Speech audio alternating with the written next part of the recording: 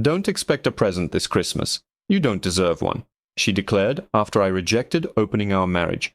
I responded, "That's reasonable, but you'll receive your gift." Then I filed for divorce, moved my belongings out while she was at the office. Christmas Day, she returned to a vacant apartment and divorce documents on the counter. I never imagined I'd become the person broadcasting his life collapse online, but the quietness in my new place is overwhelming. And I need to record this while the fury still provides warmth. My wife Jennifer, 30, and myself, 32, have been married 5 years. I'm an electrical engineer. She works in public relations. For an extended period, we functioned well. I represented stability. She represented energy. I managed the mortgage, investments, mundane responsibilities, while she supplied excitement. But approximately 6 months ago, the dynamic transformed. Jennifer became fixated on self-improvement. It began with gym memberships, then wardrobe upgrades, then sudden intense secrecy regarding her mobile device. She initiated arguments about my insufficient ambition because I was content with my 6-figure income and didn't desire launching a cryptocurrency venture or becoming an online personality. She labeled me stagnant. She called our existence suffocatingly conventional. Then arrived early December. I'd organized a peaceful, intimate Christmas celebration. I'd purchased the gold bracelet she'd been admiring for months, concealing it in the back of my drawer. But 2 weeks before the holiday, she sat me down on the couch. She wouldn't look at me. She was scrolling through Instagram while talking. "I can't continue this anymore," she stated, her voice emotionless. "I feel imprisoned. I have requirements, intellectual and emotional, that you simply can't fulfill. You're too predictable." I felt the blood evacuate my face. "Are you requesting a divorce?" "No, God, don't be theatrical," she scoffed. "I don't want to forfeit the house. I simply want to open the marriage. Ethical non-monogamy. I've been researching it. It's natural. Monogamy is merely a control system designed to restrict women." She had the speech perfected. It sounded like she was reciting a podcast she'd absorbed in the vehicle. "I'm not doing an open marriage, Jennifer," I said, maintaining my voice steady, though my chest felt constricted. "I'm not sharing my wife."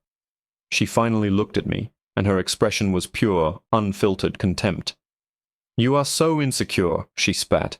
"This is precisely why I'm dissatisfied. You restrict me. You're like an anchor dragging me into this tedious suburban mediocrity." She stood up to depart for a networking event at 8 p.m. on a Tuesday. She grabbed her keys and turned to me with a smirk I'll never forget. "Don't expect a Christmas gift from me this year. You don't deserve one. Gifts are for partners who support development, not wardens." Something inside me didn't just fracture. It vaporized. The love, the loyalty, the desire to repair things, it was simply gone. I looked at her and said, "That's reasonable, but you'll receive your gift." She rolled her eyes. "Whatever. Just don't purchase me inexpensive jewelry." She left. I didn't sleep. Instead, I sat in the living room in darkness. About an hour later, her tablet, which she'd abandoned on the coffee table, illuminated with a notification. It was synced to her phone. I didn't even need to guess the passcode. It was her birthday. I read everything. She wasn't exploring autonomy. She was sleeping with a guy named Derek, a brand consultant she encountered at a conference back in October. The messages were disgusting. "Jennifer." He almost wept when I mentioned the open marriage. He looked like a kicked puppy. "Derek. LOL. Keep pushing. He's weak. He'll surrender. We need his income for the mortgage, babe. Don't leave him yet. Just train him." "Jennifer." "I know. I just despise looking at him. I can't wait to be with you on Christmas. I told him I have a crisis management situation for work so I can be at your place all day." That was the strategy. She was going to spend Christmas Day at Derek's condo while I sat at home like an idiot, staring at the tree. I placed the tablet down. I felt clear, cold, efficient. The sadness didn't arrive. Only the realization that the woman I married didn't exist anymore. In her place was this stranger who believed she was the universe's protagonist. I deleted the notification on the tablet so she wouldn't know I saw it. I went to the bedroom and packed a single bag for the gym the next morning. The next day I didn't confront her. I didn't scream. I initiated the exit. The following 2 weeks were a masterclass in deception. Not by her, she was careless and arrogant. but by me. I adopted the gray rock method. If you're unfamiliar, it essentially means becoming as uninteresting as a rock. I stopped initiating conversation. I stopped inquiring about her day. I slept in the guest bedroom, claiming insomnia and not wanting to disturb her. When she made snide comments about my insecurity or mentioned the open marriage again, I just nodded and said, "I'm considering it. I just need time to process." She interpreted this silence as submission. She believed she had broken me. She became smug, treating me with peculiar pitying kindness, like an owner patting a dog they just kicked. She walked around the house with an air of victory, leaving her phone unlocked on the counter more frequently, too confident to care. Meanwhile, I was executing a precision strike on our life together. I took a half-day off work and met with a divorce attorney. I showed him the screenshots I'd captured of the messages. He told me that in our state, while no-fault divorce is standard, proving infidelity could protect me from alimony claims, especially since she was the higher earner on paper this year, due to a bonus, but I had the higher base salary. We strategized. I found a new apartment, a sterile, modern one-bedroom in a high-rise across town. It had polished concrete floors and zero warmth. It was perfect. I signed the lease to commence December 23rd. I went to the bank. I didn't drain the accounts like an angry ex. I calculated the exact balance of our joint savings and checking accounts down to the cent.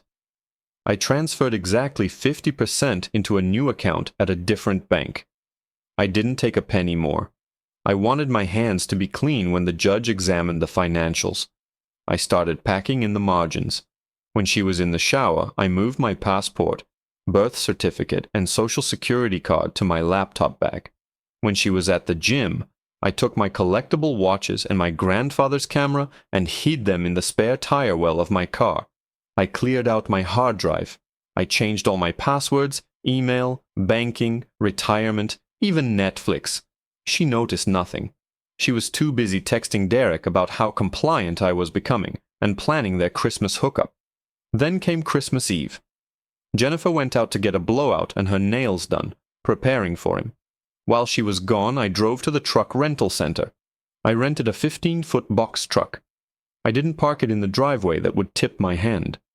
I parked it 3 blocks away on a side street behind a row of hedges. That night the house felt strange. It was decorated with the lights and stockings we'd put up together, but it felt like a film set for a movie that had already wrapped. Jennifer came home looking polished and expensive. She was in a good mood, humming to herself. "I'm really excited for tomorrow," she said, pouring herself a glass of wine. "I know it's unfortunate that I have to work, but this crisis management situation is huge for my career. It proves I can handle the big leagues."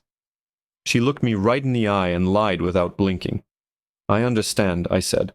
"Work comes first." "You're finally getting it," she smiled, tapping her glass against the counter. "I think the new year is going to be really good for us. Once we open things up, you'll see. It takes the pressure off." "Yeah," I said, looking at the clock. "The new year is going to be very different." I went to bed early. I lay in the guest room staring at the ceiling, listening to the silence of the house. I wasn't nervous. I wasn't sad. I felt like an astronaut on the launch pad, just waiting for the countdown to hit 0. Christmas morning arrived with bright, mocking sunshine. Jennifer put on an Oscar-worthy performance of being stressed about her work emergency. She rushed around the kitchen, shoving a protein bar into her purse, checking her reflection in the microwave door. She wasn't wearing her usual work blazer. She was wearing a cashmere sweater and the diamond earrings I bought her last year. She looked like she was going on a date, not to a crisis meeting. "I can't believe I have to go in," she sighed, grabbing her car keys. "I'm so sorry. This is the worst timing." "It happens," I said, leaning against the counter, drinking my black coffee.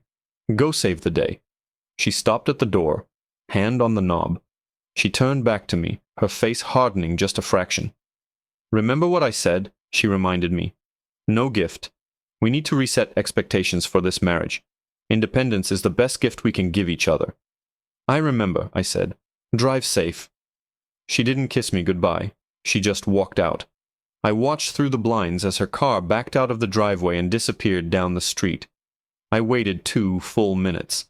Then I set my coffee cup down in the sink. The clock started.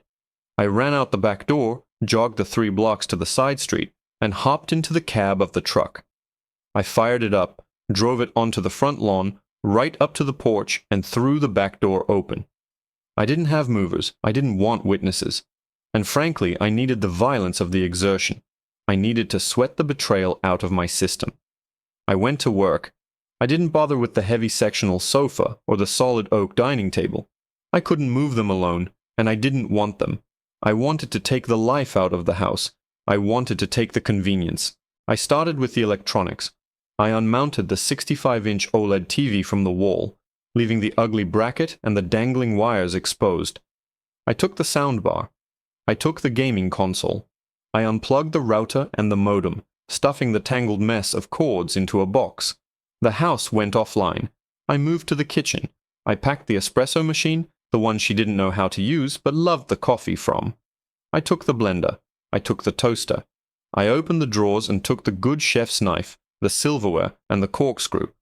I cleared out the pantry of the expensive olive oils and spices, leaving only a stale box of crackers and a can of soup.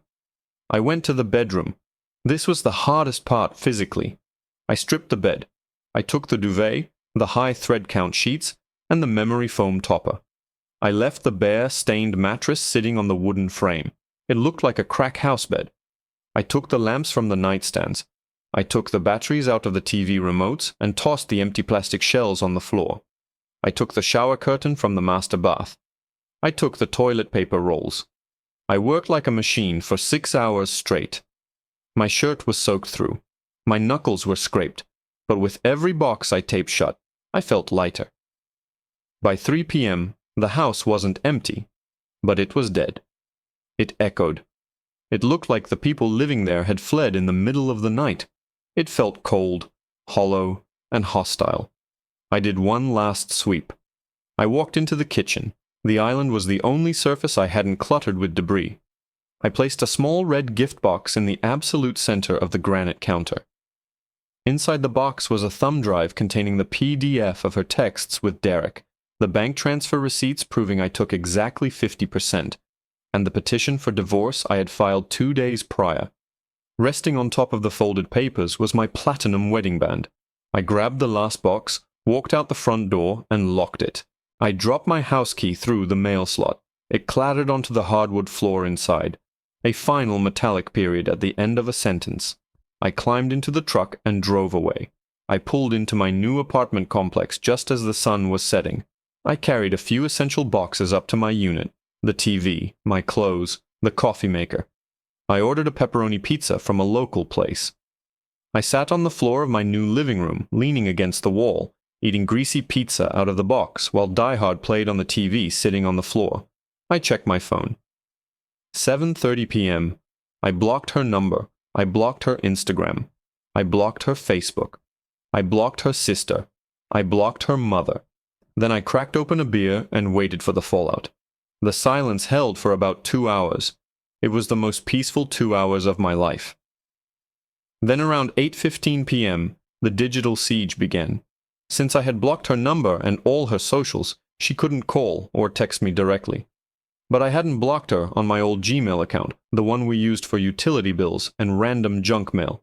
I had it open on my laptop sitting on a moving box next to my pizza.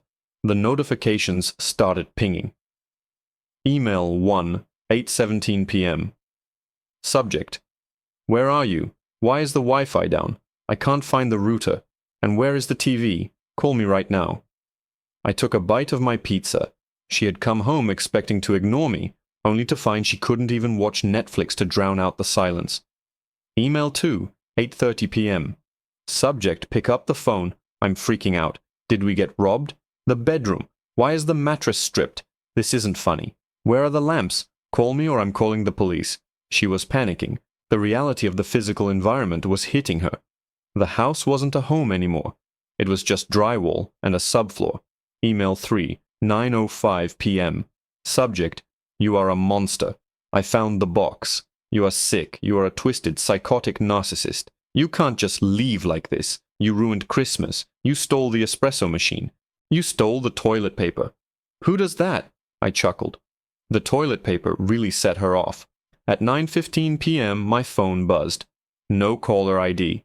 I knew it was her. She was probably using a neighbor's phone, or even better, Derek's. I debated letting it go to voicemail, but I decided I wanted to hear it. I wanted to hear the autonomy she so desperately craved. I swiped answer and held the phone to my ear. I didn't say anything. "You bastard!" Her voice was shrill, cracking with hysteria. "You think you can just disappear? You abandoned me. You stole half the furniture." "I didn't steal anything," I said, my voice calm, contrasting sharply with her shrieking. "I took what I paid for. I took what I needed." "You took the router," she screamed. "You took the shower curtain. How am I supposed to shower?" "That sounds like a logistical problem for a single woman to solve," I said. "I am not single. We are married." "Check the box on the counter, Jennifer. The petition is filed. You wanted to explore your options. You wanted to be free of my boring stability. You wanted an open marriage." I took a sip of my beer. "Now you have the most open marriage possible," I said. "You're single. The house is yours. The lease is in your name. Merry Christmas." "Wait, please." I hung up. I blocked the number. I found out later through a mutual friend who had seen the text and firmly taken my side exactly how the rest of her night went. It played out like a Greek tragedy. After I hung up, Jennifer couldn't stand being in the dark, empty house. It was too creepy. So she packed a bag and drove straight to Derek's condo. She showed up at his door around 10 p.m., crying, mascara running, dragging a suitcase, expecting him to be her knight in shining armor. She probably thought this was the start of their great romance. She was free of her boring husband, ready to fall into the arms of her exciting new lover. But Derek was a 28-year-old brand consultant who liked sleeping with married women precisely because they had homes to go back to. He liked the secrecy. He liked the low stakes. When he opened the door and saw a hysterical, soon-to-be divorced woman with a suitcase trying to crash his bachelor pad on Christmas night, he didn't see a girlfriend. He saw a liability. He told her he wasn't in a place to receive this kind of heavy energy. He told her she was trauma dumping on him and that it was a turnoff. He didn't even let her stay the night. He closed the door in her face. So Jennifer, the woman who wanted everything, ended up with nothing. She had to drive 40 minutes to the suburbs to stay with her mother. Her mother, a functional alcoholic with a personality disorder who has criticized Jennifer's weight, career, and life choices since she was a toddler. It is the one place on earth Jennifer hated being, and I had sent her right back there.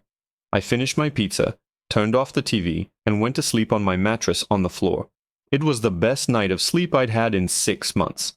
The next 3 months were a blur of legal paperwork and quiet reconstruction. I didn't answer her calls. I didn't reply to the long, rambling emails she sent at 2 a.m. begging for closure. My lawyer, a shark of a woman named Karen, the good kind of Karen, handled everything. She made it clear to Jennifer's representation that the infidelity proof I had would make any attempt at alimony a waste of their billable hours, since I had legally secured exactly 50% of our liquid assets and refused to contribute a cent toward the mortgage of a house I wasn't living in. Jennifer was drowning. She couldn't refinance to buy me out on her salary alone, especially with her credit card debt. We had to sell the house. Last week we met at the title company to sign the closing documents. It was the first time I had seen her face to face since she walked out the door on Christmas morning. I arrived early. I felt different. Good. I'd lost 15 pounds. Not from stress, but because I finally had time to hike and cook real food instead of eating whatever takeout Jennifer wanted. I was wearing a fitted jacket and jeans. I looked like a man who had his life back. Jennifer arrived 10 minutes late.